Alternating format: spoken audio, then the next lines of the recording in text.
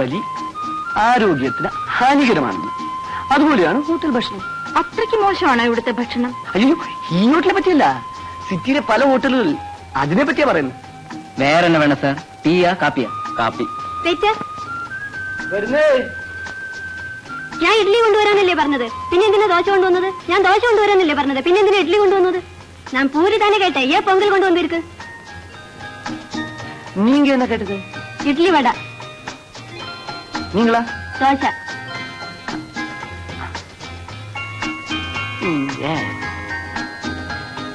உங்களுக்கு புரியா? பூரி பூரி. அவ்வளவுதானே?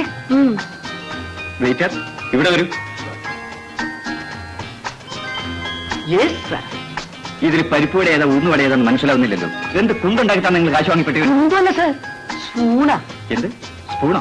അതെ അതെ, ഈ സ്പൂൺ വെച്ചൊന്ന് കുത്തി നോക്കുക. സ്പൂൺ വളഞ്ഞു പോയാ പരിപ്പ് വട, തുളിഞ്ഞേറിയ ഉഴുന്നുവട. യെസ്. മുടിയോ? ഇതിപ്പോ നിങ്ങളുടെ തലേന്ന് പറന്നു വീണായിരിക്കും. നമ്മുടെ കിച്ചണിൽ ജോലി ചെയ്യുന്ന ആർക്കും ഇത്ര നീളത്തിൽ മുടി. എനിക്കിത് വേണ്ട. അയ്യോ, ഞാനെങ്കിൽ വേറെ കൊണ്ടുവരാം. വേണ്ടെന്ന്. വേറെ ഒന്ന് കേൾക്കണോ? കഴിക്കുന്ന ഭക്ഷണത്തിൽ നിന്നേ കല്ലോ മുടിയോ കിട്ടിയാൽ ജീവിതകാലം മുഴുവനും ഭക്ഷണത്തിന് മുട്ടുണ്ടായില്ല എന്നാ പഴഞ്ചൊല്ല്. ക്ഷമിക്കണം, ഇവിടെ കിച്ചണിൽ ജോലി ചെയ്യുന്നവർക്ക് ഒരു ശ്രദ്ധയുമില്ല. മനസ്സിലായി. എന്നിട്ടും കുറ്റം വന്നവരുടെ തലയിലിട്ടല്ലോ. എന്ത് ചെയ്യാൻ? അല്ലെങ്കിൽ വയറ്റിപ്പഴപ്പ് വെള്ളത്തിലാവും. ആട്ടെ, ഇനി എന്താ വേണ്ടത്? എന്താടി വേണ്ട? സ്വീറ്റ്. ഗുലാബ് ജാം ഉണ്ടോ? അയ്യോ, അത് മാത്രം വേണ്ട. അതുണ്ടാക്കി വെച്ചിട്ടേ ഒരാഴ്ചയായി. ഇപ്പൊ അത് കഴിക്കണ്ട, ഇനി വരുമ്പോ ആട്ടെ.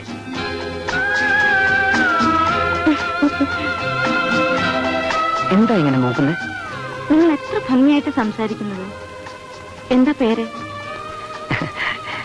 എന്റെ പേര് എന്താ ഇത്ര മടിക്കുന്നത് പേര് പറയാൻ? ഇത്ര മോശമാണോ പേര്? അല്ല, മോശം ഞാനാ.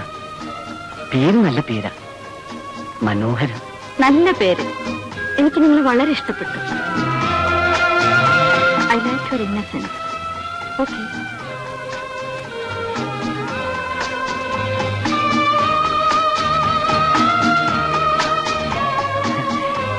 എനിക്ക് ഇംഗ്ലീഷ് അല്പസ്വല്പമൊക്കെ അറിയാം. പക്ഷെ ഇങ്ങനെ കടുകട്ടിയായി പറഞ്ഞാൽ ഞാൻ പോട്ടെ.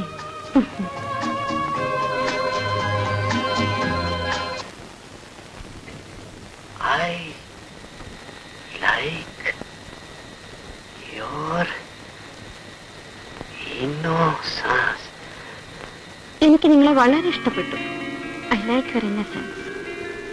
മനു, പഠിച്ചതൊക്കെ മതി. മോനെ പോയി കിടന്നുറങ്ങ. ഒരുപാട് നേരമായി.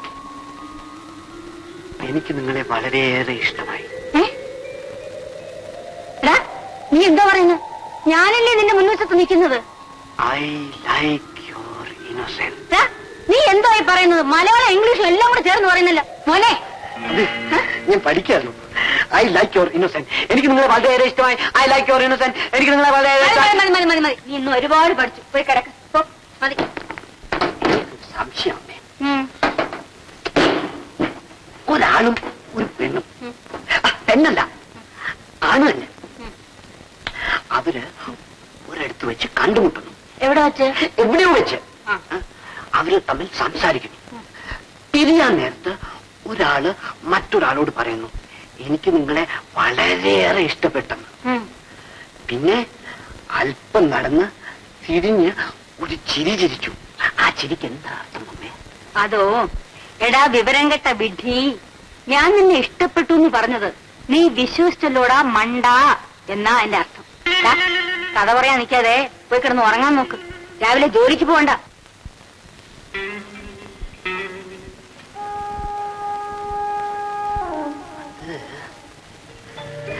രണ്ടുപേര് ആണുങ്ങളായാലല്ലേ അമ്മ പറഞ്ഞ് ശരിയാവും. ഇതില് ഒരാള് പെണ്ണല്ലേ?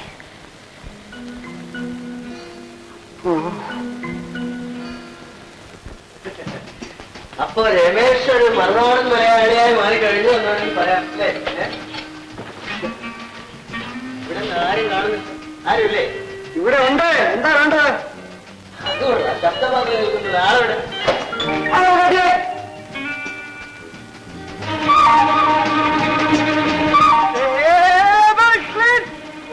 ഹോട്ടലിലേക്ക്? മലയാളം നടക്കുന്ന ഹോട്ടലാ, മലയാളത്തിൽ തന്നെ ചോദിക്കാം. കുടിക്കാൻ എന്താ? മെനു കാർഡ് കൊണ്ടുവരാം. എന്താ വേറെ തന്നെ കണ്ട് പരിചയമുള്ള മുഖം.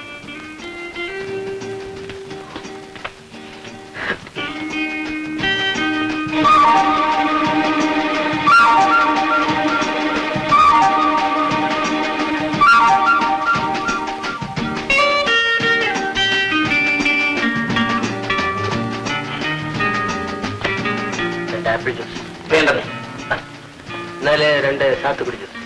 രണ്ടായാലും രുചി ഒന്നും സാർ, കളർ വ്യത്യാസമേ ഉള്ളൂ. പിന്നെ 2 കാപ്പി. 2 സ്പെഷ്യൽ കാപ്പി. 2 സ്പെഷ്യൽ കാപ്പി. അതിരിക്കട്ടെ, നീ എവിടെയാണ് താമസിക്കുന്നത്? വൈഫ് ഹൗസിൽ തന്നെ. അതിന്റെ കല്യാണം കഴിഞ്ഞു. എടാ, മദ്രാസിൽ കല്യാണം കഴിച്ചിട്ട് മദ്രാസിൽ സ്ഥിരതാമസമായ ഞാൻ അറിഞ്ഞില്ലെന്ന് പറഞ്ഞ. എടാ, വൈഫ് ഹൗസ് എന്ന് പറഞ്ഞാല് അത് ഹോട്ടലിലാണ് താമസം എന്ന് പറയുന്നത് കേട്ടാ അറിഞ്ഞൂടെ? എനിക്ക് ആ ബുദ്ധി പോയില്ല. പാർട്ടി കൊള്ളാമല്ലോ. എടോ, താനല്പം വിവരവും വിദ്യാഭ്യാസമുള്ള കൂട്ടത്തിലാണെന്ന് തോന്നുന്നു.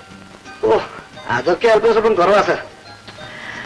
ഇപ്പൊ BA കാരനെ കൂടി ജനം ഒരു BA എന്ന മട്ടിലല്ലേ നോക്കുന്നത്. എന്നാലും പഠിക്കാമെന്ന് വെച്ചു. 8ാം ക്ലാസ് പരീക്ഷയ്ക്ക് എഴുതുക. ഞാൻ കൊടുക്കാം. താൻ എന്റെ കെട്ടില്ല, ഞാൻ കൊടുക്കാം. അതിനിപ്പോ എന്താ, ഞാൻ കൊടുത്താലും വേണ്ട, കൊടുക്കണ്ടെന്ന് വേണ്ട, ഞാൻ കൊടുക്കാം. ഞാൻ കൊടുക്കാന്ന് സാർ. ഇപ്പോഴും എന്റെ കയ്യില. ഓഹോ, അത് കൊണ്ടു. അപ്പോഴേ ഞാനും കൊടുത്തോളാം കേട്ടോ.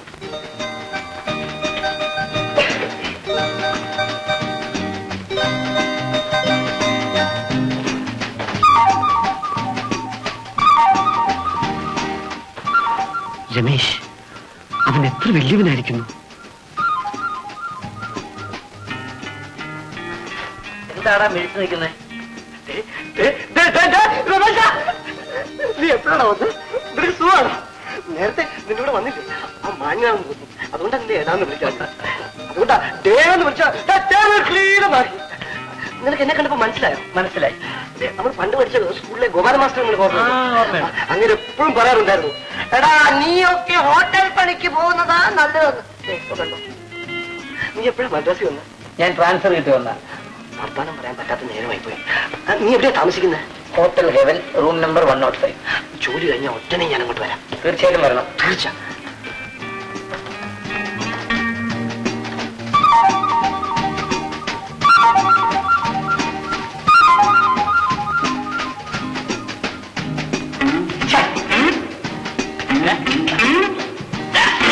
ഇവിടെ എന്താ ചെയ്യാ? സപ്ലൈ ചപ്ലൈ ഇവിടെ ആരാ ഉള്ളത്? ആളില്ലാത്തവർക്ക് ഇവിടെ കവി പിടിക്കാം. പോയി ആളാണ് ജോലി ചെയ്യണം.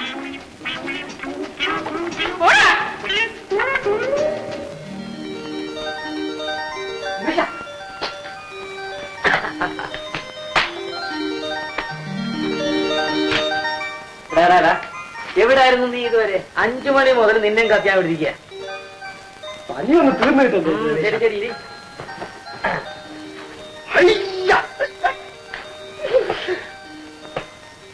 അതെ, നിനക്ക് എവിടെയാ ജോലി? പൈനിയർ ഇലക്ട്രോണിക്സ് ഇല്ലേ, ഈ റേഡിയോ ഒക്കെ ഉണ്ടാക്കുന്ന കമ്പനി, അതിന്റെ സിറ്റി ബ്രാഞ്ച് മാനേജർ. ഉപ്പിടുന്ന ജോലിയല്ലേ? ദേഹം ഇളകി പണിയെടുക്കാഞ്ഞിട്ടാ ശരീരം ഇങ്ങനെ തടിക്കുന്നത്. കണ്ടില്ല വേറെ? നിന്റെ വിശേഷങ്ങൾ എന്തൊക്കെയാ അത് പറ. ഒന്നും പറയണ്ട എന്റെ രമേശ. കണ്ണി കണ്ടവരൊക്കെ കണ്ടമാനം പൊക്കി പറഞ്ഞ് എന്നെ നശിപ്പിച്ചു. പൊക്കി പറഞ്ഞുകൊണ്ട് നീ എങ്ങനെയാടാ നശിക്കുന്നത്? എങ്ങനെ നശിക്കാതിരിക്കും?